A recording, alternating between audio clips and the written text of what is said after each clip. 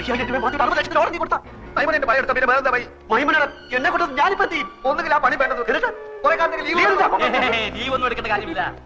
ആൽഫിയുടെ അറിവുകൾ കൊണ്ട് സംഭവിച്ചതാണല്ലോ. ഇത്രയും നാള് ആ ഓർഡർ കിട്ടിക്കൊണ്ടിരുന്നത് നമ്മുടെ ഇന്ദുവിന്റെ ചേട്ടനാ. പെട്ടെന്ന് ഒരു കാരണവുമില്ലാതെ മാറ്റണ്ടായിരുന്നു. അവർക്കും വിഷമമുണ്ട്. എനിക്കത് അറിയില്ലായിരുന്നല്ലോ. മാനേജർ പറഞ്ഞില്ലേ? മാനേജർ ഒരു കാര്യം എന്നോട് തുറന്ന് പറയാറില്ലെങ്കിൽ ആ മാനേജർ എനിക്ക് ചോദിച്ചാലും കുറെ പേപ്പർ എടുത്ത് അവിടെ വിട്ടു ഇവിടെ വിട്ടു എന്ന് പറഞ്ഞോണ്ടിരിക്കും.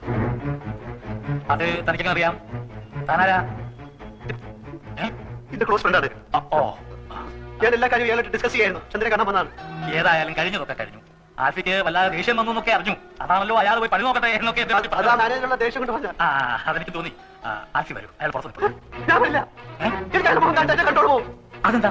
ഞാൻ അയാളെ കാണില്ല.